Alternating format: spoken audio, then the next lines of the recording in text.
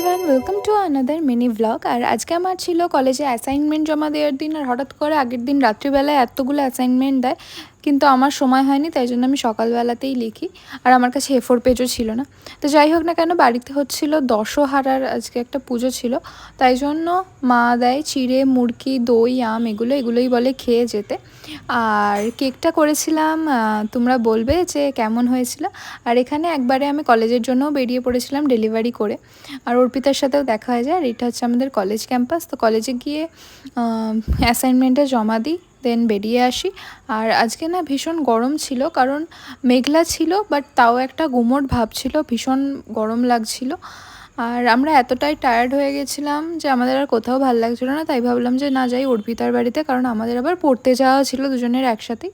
দেন একটু ফুচকা খেলাম, আর তারপরে আমরা চলে আসি ওদের বাড়িতে। আর এখানে দেখো ওয়েদারটা কেমন ছিল, আর এরম মানে মনে হচ্ছে দেখতে যে খুব ভাল লাগছে, বাট ভীষণ গরম ছিল। তো যাই হোক না কেন, আমরা চলে আসি ওদের বাড়িতে। দেন আমরা দুজন মিলে ডিসাইড করি যে আম মাখা খাই, কিন্তু কাকিমা বলছিল যে অন্য কিছু অন্য কিছু এনে দিচ্ছি। দিয়ে আমার যেহেতু নিরামিষ ছিল, সেই জন্য আমি কিছু খেতেও পারিনি, তাই ভাবলাম একটু আম মাখাই খাই।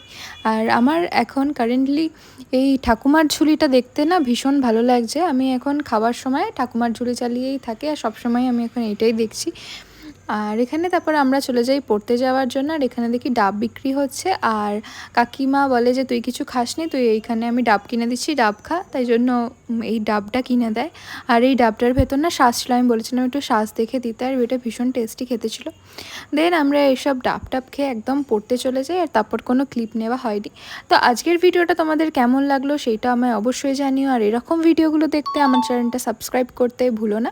সো দেখা হচ্ছে অন্য মিনি ব্লগে, আজকে এটুকুই, বাই।